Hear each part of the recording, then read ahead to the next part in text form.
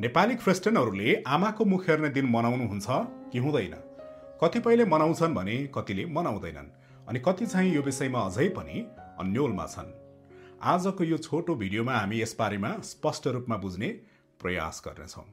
पहिला नै एउटा कुरा स्पष्ट बताउन चाहन्छु कि हिन्दू धर्ममा आस्था राख्नेहरूले मनाउने आमाको मुख हेर्ने दिनबारे चाहिँ म यो भिडियोमा कुनै पनि टिक्का टिप्पणी वा आलोचना गर्न गइरहेको छैन।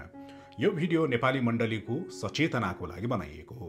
म हाम्रा क्रिस्चियन दाजुभाइ तथा दिदीबहिनीहरूले यो माता तीर्थ औँसी के हो भन्ने कुरा चाहिँ स्पष्ट रूपमा बुझुन् भनेर यो भिडियोमा चाहिँ बुझाउने प्रयास गर्नेछु। माता तीर्थ औँसी नेपाली समाजमा आमाको मुख हेर्ने दिन भनेर चिनिन्छ। वैशाख महिनाको औँसी तिथिमा मनाइने यो पर्वमा आमा जीवित हुनुहुन्छ भने भेटेर मिठा परिकार खाना दिएर अनि उपहार दिएर र आशिष लिने चाहिँ परम्परा रहिआएको छ। आमा बित्नु भएकाहरूको लागि चाहिँ काठमाडौँको माता तीर्थ पोखरीमा गएर स्नान गर्ने, दान पूजापाठ गर्ने र दिवंगत आमाको सम्झनामा प्रार्थना गर्ने चलन रहेको छ। यो पर्व मुख्य रूपमा हिन्दू धर्म संस्कारसँग सम्बन्धित छ र स्पष्ट रूपमा भन्नुपर्दा यो एक धार्मिक चाड हो। बुबा आमालाई आदर गर्ने बारे चाहिँ बाइबलले हामीलाई के बताउँछ? बाइबलले बुबा आमालाई आदर गर्नु चाहिँ पाँचौं आज्ञा हो भनेर हामीलाई बताउँछ र प्रस्थान 20:12 लेखिएको छ, आफ्ना बुबा र आमालाई आदर गर कि तिम्रो आयु लामो होस्। बाइबलका दर्जनौं खण्डले चाहिँ हामीलाई बुबा आमालाई आदर गर्नुपर्ने कुरा चाहिँ सिकाउँछ। माता तीर्थ औँसी मनाउने कि नमनाउने दोधारमा रहेका नेपाली क्रिस्चियनहरूले चाहिँ यस विषयलाई चाहिँ यसरी बुझेको चाहिँ मैले पाएको छु। केही क्रिस्चियनहरूले यस दिनलाई धार्मिक रूपमा नभई सामाजिक रूपमा मात्र मनाउँछन्। मिठो परिकार खाना दिएर उपहार दिएर माता तीर्थ औँसीकै दिन चाहिँ आमालाई सम्मान गर्छन्। उनीहरूको लागि यो दिन चाहिँ मदर्स डे जस्तै हुन्छ। केहीले भने माता तीर्थ औँसी यानि कि आमाको मुख हेर्ने दिन चाहिँ मनाउँदैनन्।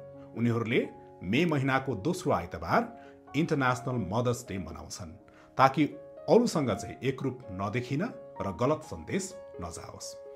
इन्टरनेसनल मदर्स डे धार्मिक अनुष्ठान बिना आमालाई सम्मान गर्ने दिन हो। मुख्य कुरा के हो?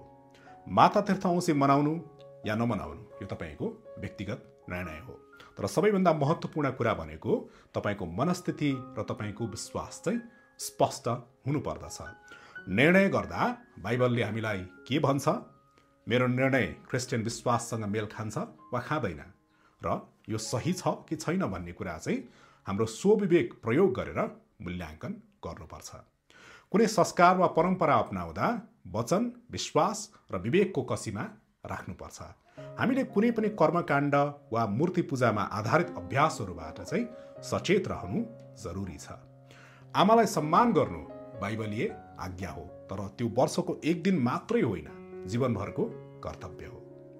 आमा हरेक दिन माया र आदरको पात्र हुनुहुन्छ, कुनै विशेष पर्वको पर्खाइमा मात्र होइन। आमालाई माया गर्नु, आदर गर्नु, सेवा गर्नु यी सबै क्रिस्चियन मूल्यहरू हुन्, तर धार्मिक कर्मकाण्डहरूमा सहभागिता जनाउँदा चाहिँ सावधानीपूर्वक विचार पुर्याउनु आवश्यक छ। यस विषयमा तपाईँको विचार के छ? कमेन्ट सेक्सनमा अवश्य लेख्नुहोला। धन्यवाद।